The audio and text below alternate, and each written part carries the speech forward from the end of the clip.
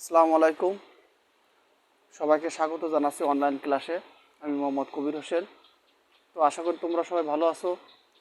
দীর্ঘদিন পরে তোমাদের সামনে আবারও অনলাইন ক্লাসে উপস্থিত হয়েছি। তো আশা করি তোমরা সবাই সুস্থ আছো এবং সামাজিক দূরত্ব এবং সামাজিক যে নিয়মকানুন সেগুলো মেনে চলছো এবং আরও কিছুদিন আমাদের এভাবে চলতে হবে। কারণ এই মুহূর্তে করোনার প্রকোপটা আরও বিকট আকার ধারণ করছে। তো এক্ষেত্রে আমাদের অবশ্যই সচেতন থাকতে হবে। বিশেষ করে শিক্ষক ও শিক্ষার্থীরা সহ অন্যান্য যে কর্মচারী তাদেরকে অবশ্যই সুরক্ষায় থাকতে হবে। কারণ আজকের শিশু আগামী দিনের ভবিষ্যৎ, এটা আমরা জানি। আর এই শিক্ষা সমাজ বা এই শিক্ষার্থীরা যদি অসুস্থ পড়ে তাহলে আগামী প্রজন্মকে আমাদের টিকে রাখার জন্য অনেক চ্যালেঞ্জিং হয়ে পড়বে। এই জন্য আমাদের মাননীয় শিক্ষামন্ত্রী, উনি অত্যন্ত বিচক্ষণ ব্যক্তি। ওনার যে চিন্তাধারা এবং গভীরভাবে আমাদেরকে নিয়ে ভাবে, এটা আমরা বুঝছি। তো আমরা তার সিদ্ধান্তকে আমরা সাধুবাদ জানিয়ে আমরা আমাদের অনলাইন ক্লাস শুরু করছি। সো আমরা ইতিমধ্যে বীজগণিতিক রাশিমালায় মান নির্ণয় সম্পর্কে আমরা আলোচনা করছিলাম এবং তার কয়েকটা ক্লাস, ভিডিও ক্লাস অনলাইনে আপলোড করা হয়েছে। তোমরা ইতিমধ্যে এগুলো পেয়েছো। আজকের আমরা বীজগণিতিক রাশিমালা আর একটা পার্ট অনুশীলন 3.5 এটার কিছু অংশ আমরা আগামীকাল করছিলাম, গতকাল করছিলাম। আজকের আমরা এখান থেকে আমরা বইয়ের অঙ্কই সলিউশন করব। সো এখানে 23 নম্বরের অঙ্কটা কারোর যদি কোনো সমস্যা থাকে আবার এখন বলতে হবে।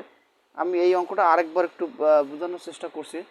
তোমরা অবশ্যই এই জিনিসটা আর একটু শেয়ার করবে, কারণ 23 দাগের অঙ্কটা অত্যন্ত ইম্পর্টেন্ট এবং 23 থেকে এখানে যে অঙ্কগুলো আছে সবগুলো ইম্পর্টেন্ট। আমরা 23 থেকে শুরু করবো। আবার অঙ্কটা অবশ্যই একটু বুঝতে হবে। আবার এখন এখানে একটা অঙ্ক আছে, একটি দ্রব্য X% ক্ষতিতে বিক্রয় করলে যে মূল্য পাওয়া যায় 3X% বিক্রয় করলে তার চেয়ে 18X টাকা বেশি পাওয়া যায়, দ্রব্যটির ক্রয় মূল্য কত? এই অঙ্কটা বিভিন্নভাবে তোমাদের আসতে পারে। আর যেহেতু সৃজনশীল কাঠামো পদ্ধতি সেহেতু আমাদের বিভিন্নভাবে আসবে। আমরা অবশ্যই এই অঙ্কটা ক্লাস 8-এর উদাহরণ 3 নম্বর অঙ্কটা ছিল, একটি ছাগলের ক্রয় মূল্য দিয়ে অঙ্কটা দেওয়া ছিল। তো আমরা এখানে দ্রব্যটির ক্রয় মূল্য ধরে নেব। দ্রব্যের ক্রয় মূল্য ইকাল টু 100 টাকা আমরা ধরে নিলাম। এখন X% ক্ষতিতে তাহলে বিক্রয় মূল্য অবশ্যই কম হবে। যেহেতু ক্ষতি, বিক্রয় মূল্য 100 বিয়োগ X টাকা। এখান থেকে X এর মান নাই, সেহেতু X বিয়োগ করা যাচ্ছে না, আমরা ভেবে রেখে দেব। চলছে। আবার বলা হয়েছে 3X% লাভে, তাহলে বিক্রয় মূল্য কি হবে?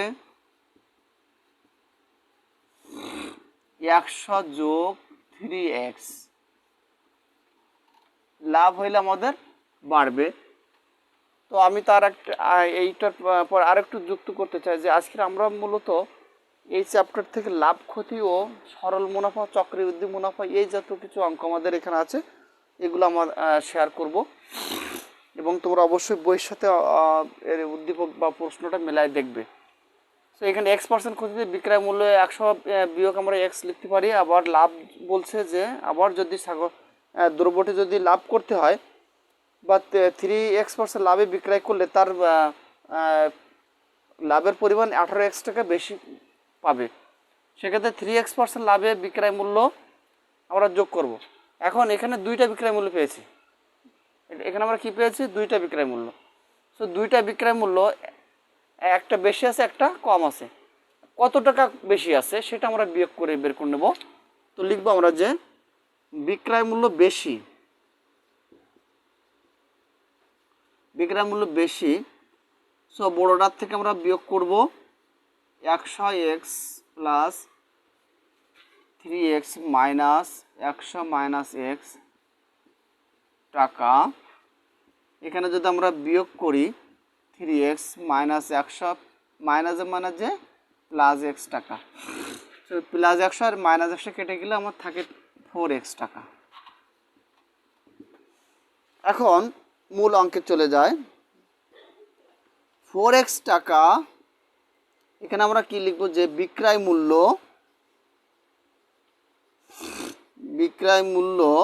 4x টাকা বেশি হলে ক্রয় মূল্য তখন আমরা কি ধরে নিয়েছিলাম, ক্রয় মূল্য তখন আমরা 100 টাকা ধরে নিয়েছি। সো আমরা এখানে 100 টাকা লিখতে পারি। এবং আমাদের প্রশ্নের এখানে চাহিদা আছে যে ক্রয় মূল্য কত। সো এখানে বিক্রয় মূল্য 1 টাকা হলে আমরা ঐকিক নিয়মে করব 100/4x টাকা।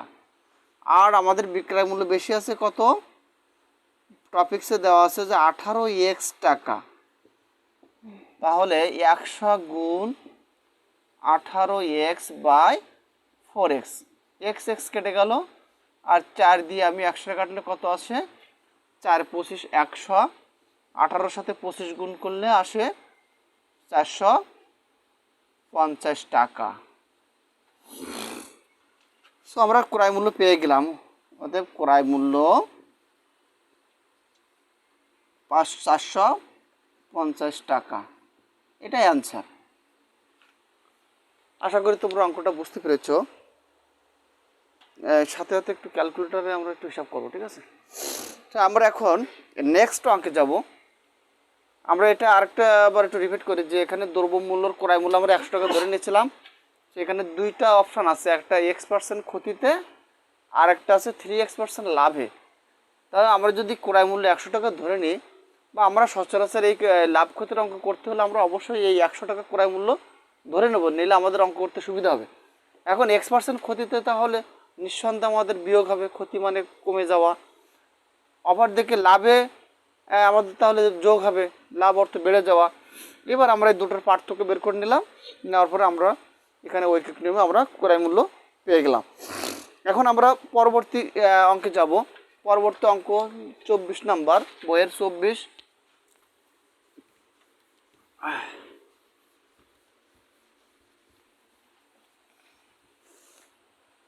বইয়ের 24-এ আছে একটি কলম 11 টাকায় বিক্রয় করলে 10% লাভ হয়। 11 টাকায় বিক্রয় করলে 10% লাভ হয়। 10% লাভ হয়। সব কলমটির ক্রয় মূল্য কত? কলমটির ক্রয় মূল্য কত? আমরা অঙ্কটা লিখলাম, সমাধানে আসবো।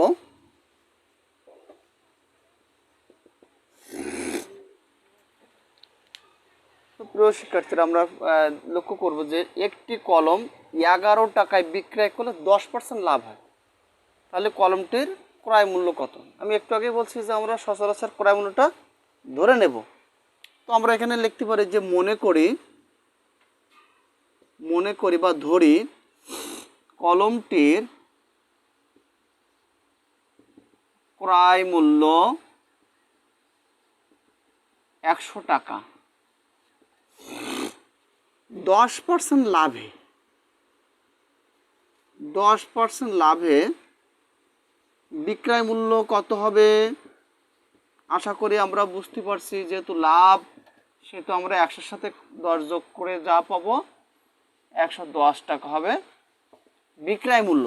এটা আমরা কিন্তু ধরে নিয়েছি। অর্থাৎ যখন কলমটির ক্রয় মূল্য 100 টাকা হবে, সেক্ষেত্রে ওই ব্যক্তি 10% লাভে তখন তার বিক্রয় মূল্য হবে 110 টাকা, বা বিক্রয় মূল্য 110 টাকা হলে তার ক্রয় মূল্য থাকবে 100 টাকা। এখন আমাদের প্রশ্ন আছে যে কলমটির ক্রয় মূল্য নির্ণয় করতে হবে। সেক্ষেত্রে আমরা এই লাইনটা একটু উল্টায় লিখবো, লিখে আমরা ঐকিক নিয়মে করে দেব। সো বিক্রয় মূল্য 110 টাকা হলে 110 টাকা হলে ক্রয় মূল্য 100 টাকা আমরা ধরে নিয়েছি। এটা কলমটি কথাটা লিখতে হবে। কলমটির বিক্রয় মূল্য 1 টাকা হলে ক্রয় মূল্য 100/110 টাকা এবং কলমটির বিক্রয় মূল্য এখানে দেওয়া আছে 11 টাকায় বিক্রয় করছে। তাহলে 100 গুণ 11 এখন আমরা খুব সহজে এখানে কাটাকাটি করতে পারি। 0 0 কাটলাম আর 10 11 কেটে গেল, ইকুয়াল টু থাকে 10 টাকা। অর্থাৎ কলমটির ক্রয় মূল্য তাহলে 10 টাকা এবং 10 টাকায় ক্রয় করে সে বিক্রয় করছে 11 টাকা, তার লাভ হয়েছে 1 টাকা এবং এটা আমরা যদি শতকরা হিসাব করি তাহলে লাভ আসে 10%। আশা করি তোমরা অঙ্কটা বুঝতে পেরেছো। ছোট একটা অঙ্ক, তবে ইম্পর্টেন্ট অঙ্ক। এই অঙ্কটা তোমাদের ক দাগে আসতে পারে। নাম্বার আমি এবার যাব হচ্ছে 25 নম্বরে। অত্যন্ত ইম্পর্টেন্ট একটা অঙ্ক, 25 নম্বর।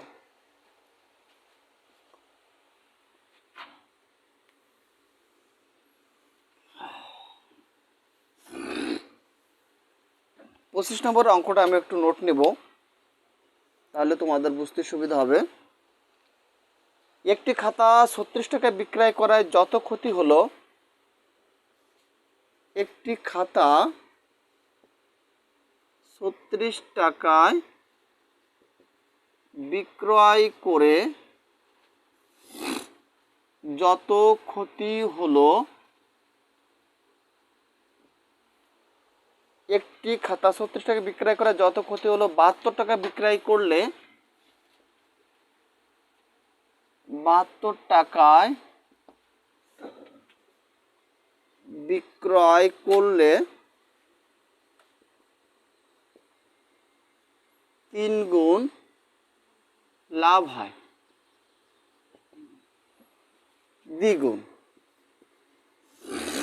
দ্বিগুণ লাভ হয়। সো খাতাটির ক্রয় মূল্য কত? খাতাটির ক্রয় মূল্য কত?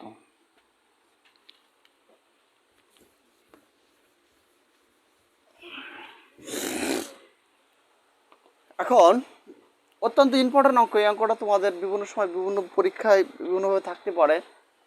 অধিকাংশ ক্ষেত্রে তোমাদের বহুপদী টিকে এই প্রশ্নটা দেখা যায়। পাশাপাশি এটা সৃজনশীল আকারও আসতে পারে। যেহেতু যারা 21 সালের পরীক্ষার্থী তাদের সিলেবাসটা শর্ট করা হয়েছে, সেহেতু আমরা দ্বিতীয় এবং তৃতীয় অধ্যায় বীজগণিত এবং এই তৃতীয় অধ্যায়ে 3.12 মান নির্ণয়, 4-5 উৎপাদক আর 3-4 উৎপাদক, আর এই যে 3.5 এখানে কিছু আমাদের কিছু কি লিখিত অঙ্ক আছে। এই জাতীয় অঙ্ক এখান থেকে একটা অঙ্ক এবার আশা করা যাচ্ছে, যেহেতু আমাদের সিলেবাসটা অত্যন্ত সংক্ষিপ্ত আকার আছে। সো আমাদের এই অঙ্কগুলোর প্রতি অবশ্যই একটু গুরুত্ব দিতে হবে। এখন এখানে আমরা যে অঙ্কটা আমরা একটু দেখি, একটি খাতা 36 টাকা বিক্রয় করলে যত ক্ষতি হলো 72 টাকা বিক্রয় করলে দ্বিগুণ লাভ হয়। খাতাটির ক্রয় মূল্য কত?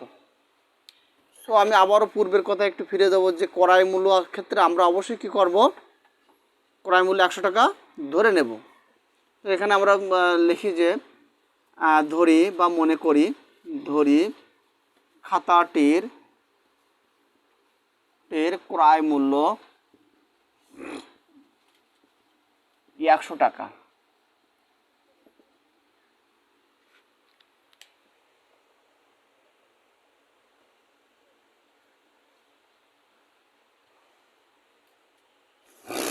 এক্ষেত্রে আমরা ক্রয় মূল্য 100 টাকা না ধরে আমরা যদি লাভ বা ক্ষতির পরিমাণটা ধরি, তাহলে অঙ্কটা আমাদের সহজ হয়।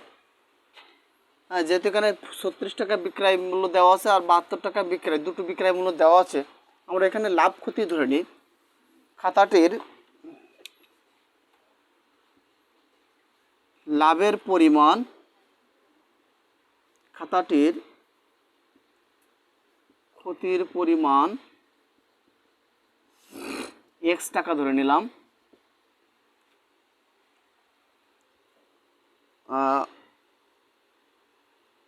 অর্থাৎ 36 টাকায় বিক্রয় করলে এক্স টাকা ক্ষতি হয়, সেক্ষেত্রে আমাদের ক্রয় মূল্য কি হবে? তাহলে ক্রয় মূল্য হবে, আমরা একটা সূত্র জানি যে ক্ষতির ক্ষেত্রে বিক্রয় মূল্য বিক্রয় মূল্য বিক্রয় মূল্য বিয়োগ যোগ ক্ষতি, বিক্রয় মূল্যের সাথে যদি আমরা ক্ষতি যোগ করি তাহলে আমরা কি পাবো? ক্রয় মূল্য পাবো। বিক্রয় মূল্যর সাথে যদি ক্ষতি যোগ করি তাহলে আমরা কি পাবো? ক্রয় মূল্য পাবো। আবার বিক্রয় মূল্য থেকে যদি লাভ বাদ দিই বা বিয়োগ করি সেক্ষেত্রেও আমরা ক্রয় মূল্য পাবো। এই যে সূত্রটা আমরা এটা আমরা একটু নোট নেব।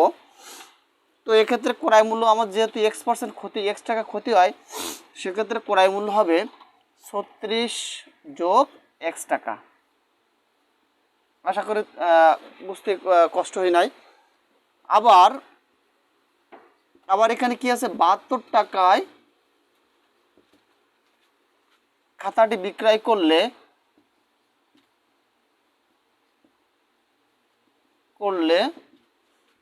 3x টাকা দ্বিগুণ, তাহলে আমরা 2x লিখব, 2x টাকা লাভ হয়। অতএব এক্ষেত্রে আমাদের ক্রয় মূল্য কি হবে? এক্ষেত্রে আমাদের ক্রয় মূল্য হবে বিক্রয় মূল্য বিয়োগ লাভ, তাহলে আমরা ক্রয় মূল্য পাবো। সো এখানে 72 বিয়োগ 2x টাকা, আমরা কি পেলাম? দুইটা ক্ষেত্রে আমরা ক্রয় মূল্য পেয়ে গেলাম। দুইটা শর্ত আছে আমাদের এখানে। একটি শর্তে বলছে যে 36 টাকায় বিক্রয় করলে যত ক্ষতি হয় 72 টাকায় বিক্রয় করলে দ্বিগুণ লাভ হয়। সো সেক্ষেত্রে আমরা 36 টাকায় বিক্রয় করলে, আমরা এখানে ধরে নিলাম যে 36 টাকায় বিক্রয় করলে এক্স টাকা ক্ষতি হয়, অতএব ক্রয় মূল্য আমরা এখানে তাহলে কি ক্ষতি ক্রয় মূল্যের সাথে যোগ হয়, বিক্রয় মূল্যের সাথে যোগ করলে আমরা ক্রয় মূল্য পাবো। অপরদিকে 72 টাকায় বিক্রয় করলে খাতাটির 2x দ্বিগুণ লাভ হয়, সেক্ষেত্রে আমরা 2x ধরে নিলাম। অতএব ক্রয় মূল্য সমান 72 বিয়োগ 2x। এখন আমরা সমাধানে যেতে পারি। এখানে ক্রয় মূল্য, এটাও ক্রয় মূল্য, তাহলে দুইটা অংশের মধ্যে সমান হয়েছে। তো শর্ত মতে 36 plus x equal to 72 minus 2x, বা এক্স আমরা এক সাইডে আনলাম, 2x ইকাল টু 72 মাইনাস 36, বা 3x ইকাল টু বিয়োগ করলে 36, বা এক্স ইকাল টু 36/2 3, অর্থাৎ এক্স ইকাল টু 3 12 36। তাহলে এক্সের মান আমরা কত পেলাম? 12। এখন আমরা যে কোনো একটা এক্সের মান প্রয়োগ করলে আমাদের ক্রয় মূল্য আমরা পেয়ে যাব। অতএব খাতাটির ক্রয় মূল্য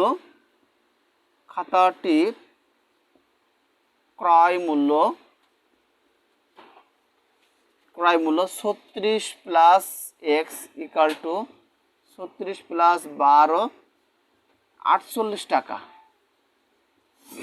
এটাই আনসার। আমরা 25 নম্বরও ইতিমধ্যে শেষ করতে পারলাম। একটু চেক করো তো, ঠিক আছে? সাইডে যাব। তো আমরা বিষয়টা হয়তো বা আমাদের অঙ্কটা আমরা বুঝতে পেরেছি, এবং এটা হচ্ছে সবচেয়ে সহজ নিয়ম। এটাকে আমরা বীজগণিতিক প্যাটার্নে করতে পারতাম। তো যেহেতু আমরা এই পাটিগণিত আকারে করলে সহজে বুঝতে পারবো, এই জন্য এই নিয়মটা আমাদের এখানে ফলো করলাম। আমি প্রত্যেকটা অঙ্কের যে সহজ নিয়ম, সেই সহজ নিয়মটা তোমাদের দেওয়ার চেষ্টা করব, যাতে তোমরা সহজে বুঝতে পারবে। তো আমরা আমাদের পরবর্তী যে অঙ্কটা আছে, আমরা 26 নম্বরে যাব। 26 নম্বরে আসি।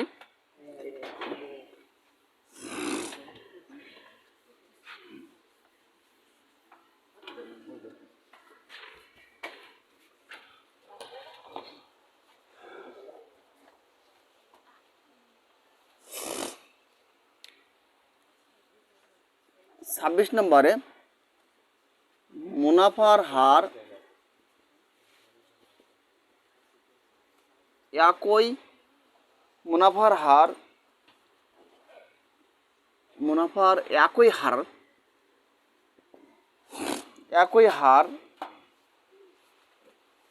হারে 300 টাকা 4 বছরের সরল মুনাফা 300 টাকার 4 বছরের সরল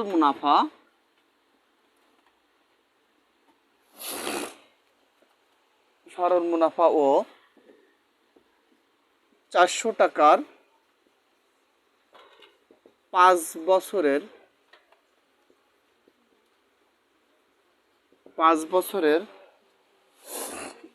সরল মুনাফা একত্রে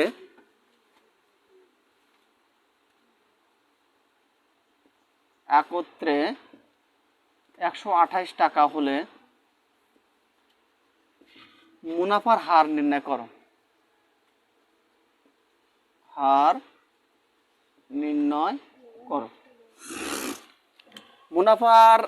মুনাফার একই হারে 300 টাকা 4 বছরের সরল মুনাফা ও 400 টাকার 5 বছরের সরল মুনাফা একত্রে 128 টাকা হলে আমাদের কি করতে, শতকরা মুনাফার হার নির্ণয় করতে, মুনাফার হার নির্ণয় করো বা শতকরা মুনাফার হার।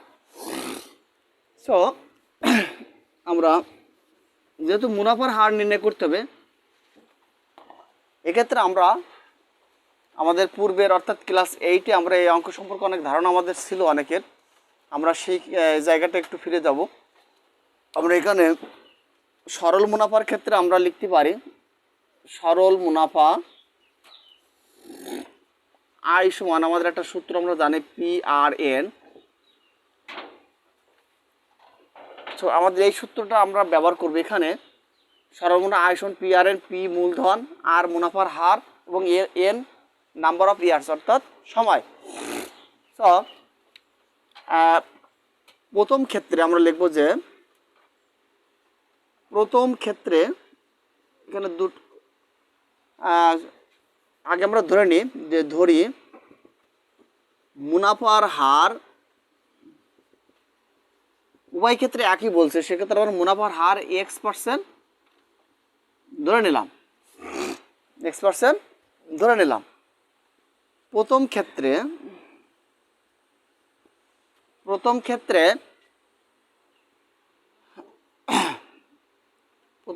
আসল P = 300 টাকা। এখানে আমরা আর একটু ব্যাখ্যা দেব যে 300 টাকার 4 বছরের সরল মুনাফা, অর্থাৎ যখন কোনো অর্থকে ব্যাংকে জমা করা বা ঋণ নেওয়া, কাউকে ধার দেওয়া বা কোথাও ইনভেস্ট করা, এই যেহেতু বোঝালে এই টাকাগুলোকে আমরা মূলধন বা আসল হিসেবে ধরতে পারি। তো এখানে আমাদের 4 বছরের জন্য ইনভেস্ট করা হয়েছে 300 টাকা, 300 টাকা 4 বছরের সরল মুনাফা।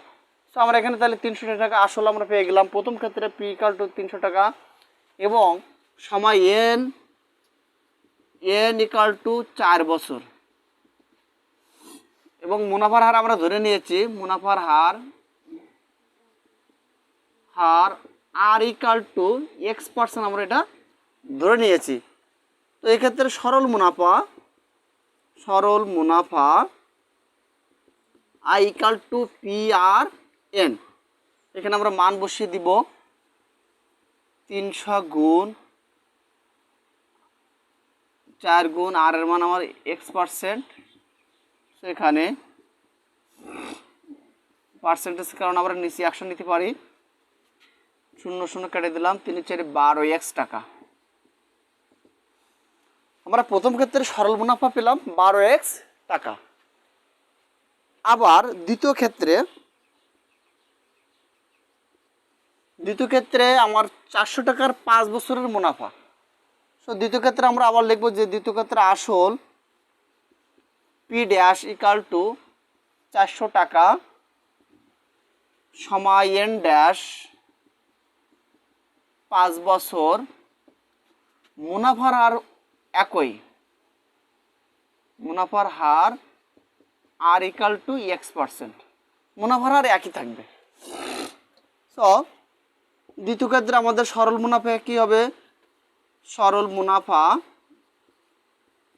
I dash equal to P R N, P dash N dash, এখানে আমরা ড্যাশ ধরে নিলাম। সেখানে 400 গুণ আর এর মান আছে x%, গুণ এন হচ্ছে আমার 5 ইয়ার্স, এক্সের জন্য আমরা 100 নিচে নিতে পারি, 100 দ্বারা ভাগ হলো 4×5 20x টাকা। সো আমরা দুইটা ক্ষেত্রে মুনাফা পেয়ে গেলাম। প্রথম ক্ষেত্রে মুনাফা পেলাম 12x টাকা, দ্বিতীয় ক্ষেত্রে মুনাফা পেলাম 20x টাকা। সো এখানে এই দুটাকে আমরা যোগ করলে আমাদের টোটাল মুনাফা হবে একত্রে 128 টাকা। সো আমাদের অঙ্ক কিন্তু আমরা সহজ করে ফেলছি। শর্ত মতে প্রথম মুনাফা যোগ দ্বিতীয় মুনাফা ইকাল টু 128 টাকা। এখানে আমরা এক্সের মান বের করলে আমাদের মুনাফার হার আমরা পেয়ে যাচ্ছি। এখন আমরা এটা মুছবো এবার। শর্ত মতে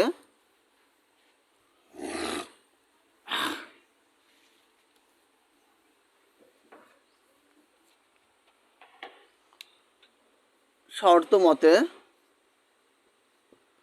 12x plus 20x equal to 128, বা এই দুটো যোগ করলে হয় 32x ইকাল টু 128, বা x equal to 128 32 equal to কত হয় আমরা একটু ক্যালকুলেশন করব।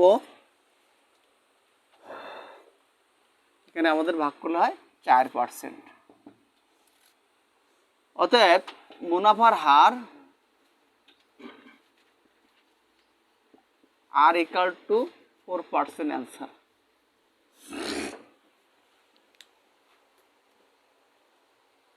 কত মিনিট হয়েছে দেখো তো,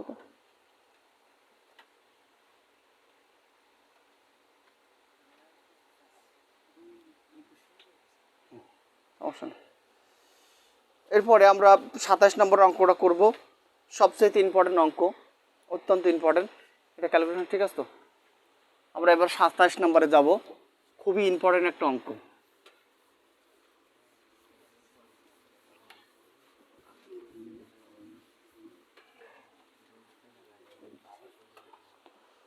সাতাশ নম্বর অঙ্কটা আমরা একটু দেখব যে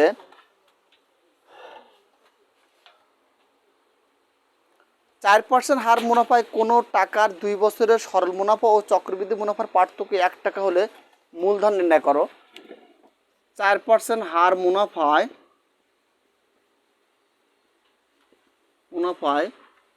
4% হার মুনাফায় কোনো টাকার 2 বছরের সরল মুনাফা ও চক্রবৃদ্ধি মুনাফার পার্থক্য 1 টাকা হলে মূলধন নির্ণয় করো।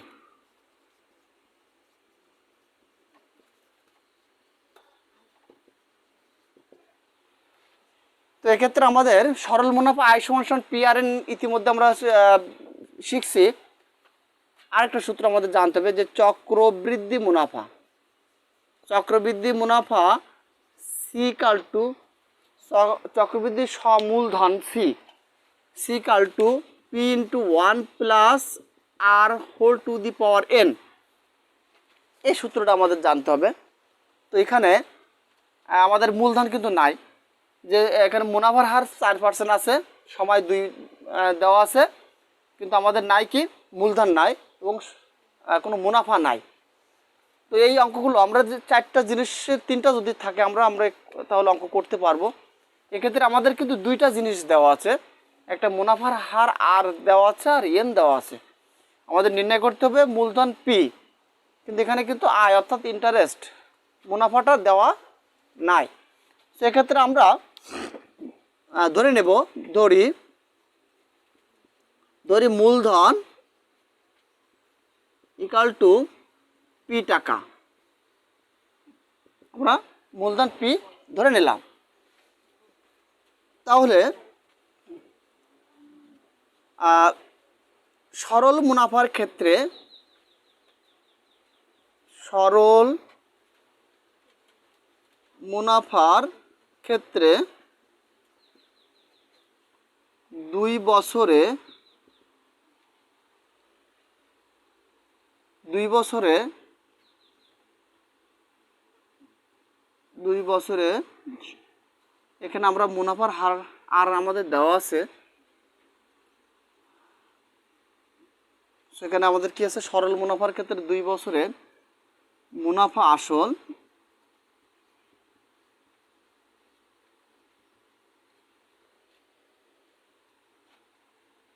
P into 1 plus R N.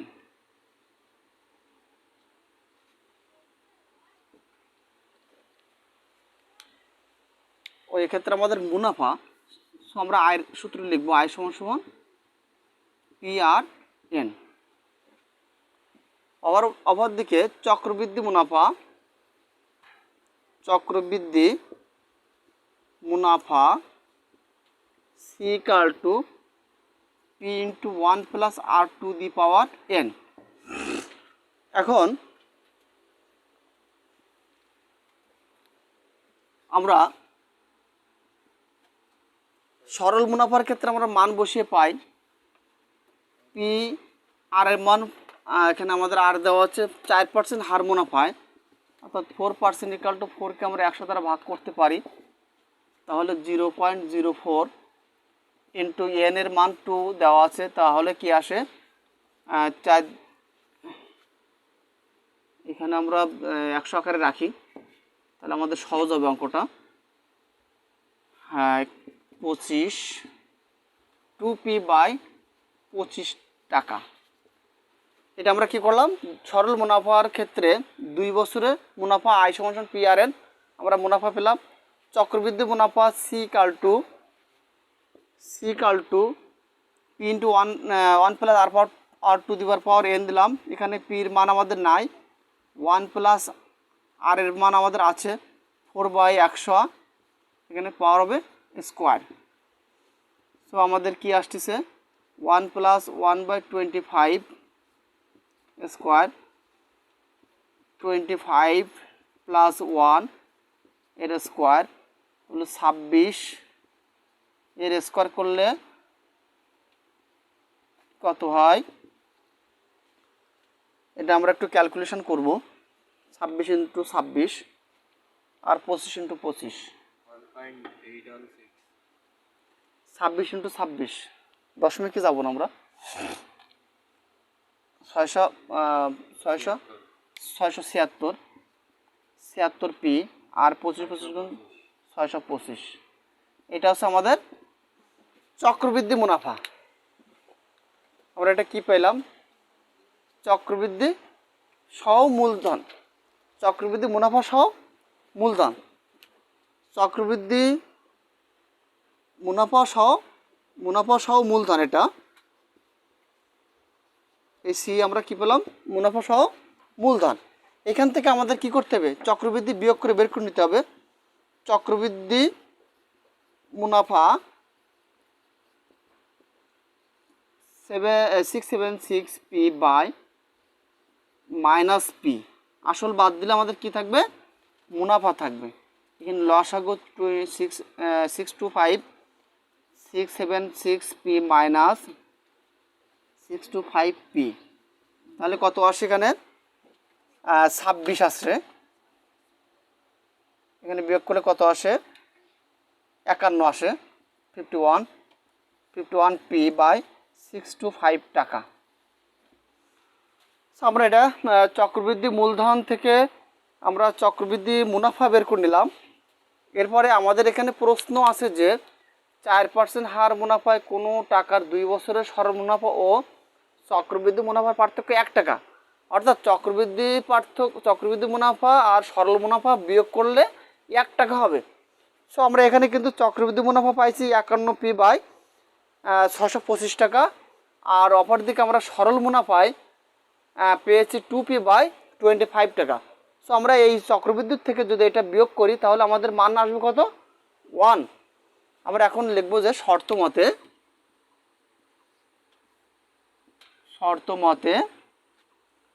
51p by 62p minus 2p by 25 equal to 1, বা এখানেও আমরা লসাগু করতে পারি। সো এখানে 51p মাইনাস 5 5 25 দিয়ে ভাগ করলে 25 বার যায়, 25 দুগুণ 50p ইকাল টু 1, বা এখানে 51 থেকে 50 বাদ দিলে p থাকে এবং এটা কোনাকুনি গুণ করলে 625। অর্থাৎ আমরা কিন্তু p মূলধন ধরে নিয়েছিলাম, সেক্ষেত্রে আমরা সরাসরি আমরা p পেয়ে গিয়েছি। তাহলে আমরা লিখতে পারি যে অতএব মূলধন 625 টাকা। আমি এই অঙ্কটা আর একটু রিপিট করব। এখানে বলা হয়েছে যে 4% হার মুনাফায় কোনো টাকার 2 বছরের সরল মুনাফা ও চক্রবৃদ্ধি মুনাফার পার্থক্য 1 টাকা। তো এক্ষেত্রে আমাদের মূলধন পি আমরা ধরে নিলাম এবং আর এর মান 4% ইকাল টু 4/100 আমরা লিখতে পারি। এটাকে আমরা ভেঙে পয়েন্ট আকারে লিখতে পারি। তো আমাদের হিসাব সহজ করার জন্য আমরা এটা বাংলাম না। মুনাফার ক্ষেত্রে সরল মুনাফার ক্ষেত্রে 2 বছরের মুনাফা আই ইকাল টু PRN আমরা মান বসিয়ে 2p/25 টাকা পেলাম।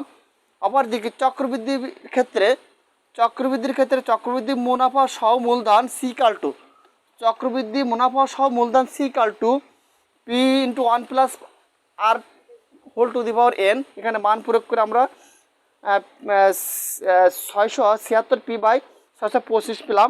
এক্ষেত্রে আমরা চক্রবৃদ্ধি মুনাফা অর্থাৎ মুনাফা পি আমরা বাদ দিয়ে নিলে আমরা কি পাইলাম 51p/625 টাকা। এখন প্রশ্ন হচ্ছে যে চক্রবৃদ্ধি মুনাফা আর সরল মুনাফার পার্থক্য হবে 1 টাকা। সো আমরা সমীকরণে আসতে পারি তাহলে চক্রবৃদ্ধি মুনাফা বিয়োগ সরল মুনাফা ইকাল টু 1, পার্থক্য 1। এবার আমরা এখান থেকে আমরা সরাসরি পির মান বের করে নিলাম এবং পি আমাদের কি ছিল মূলধন। তো আশা করি তোমরা আজকের যে লাভ ক্ষতি ও আমরা আজকের মূল আলোচনার বিষয় ছিল বীজগণিতিক রাশিমালার লাভ ক্ষতি ও সরল মুনাফা ও চক্রবৃদ্ধি মুনাফা সম্পর্কে ধারণা লাভ করা। তো আমরা এখানে বইয়ের কিছু অঙ্ক সমাধান করলাম এবং এই অঙ্কগুলো অত্যন্ত ইম্পর্টেন্ট এবং এগুলো পরীক্ষা আসার মতন। তো যেহেতু এই মুহূর্তে আমাদের লকডাউনে আমরা সবাই বাড়িতে ঘরবন্দি হয়ে বসে আছি বা স্কুলের কোনো ক্লাস না থাকার কারণে আমরা হয়তো বা দ্বিধাদ্বন্দ্বের ভিতরে ঘুরে বেড়াচ্ছি। তো আশা করি এই ক্লাসগুলো তোমরা অবশ্যই দেখবে এবং ভালো কিছু মনে হলে অবশ্যই লাইক কমেন্টস করবে, এটা আমার অনুরোধ থাকবে। এবং পরবর্তীতে আরও ক্লাস আমি আপলোড করব। এই এখন থেকে ধারাবাহিকভাবে তোমরা আমার ক্লাসগুলো পাবে। যদি কোনো প্রশ্ন থাকে, যদি কোনো রকম কিছু জানার থাকে বা কোনো টপিক সম্পর্কে যদি কোনো অঙ্ক করে দেওয়ার প্রয়োজন হতে পারে, সেক্ষেত্রে অবশ্যই কমেন্টস বক্সে রিকোয়েস্ট করলে আমি অবশ্যই তোমাদের সেই চাহিদাগুলো আমি পূরণ করার চেষ্টা করব। এবং সাথে সাথে সবাইকে আবারও সচেতন থেকে এবং স্বাস্থ্যবিধি মেনে চলতে হবে এবং আমরা এটা মেনে চলবই এই আশা ব্যক্ত করে আজকের অনলাইন ক্লাস এখানে শেষ করছি। সবাইকে ধন্যবাদ।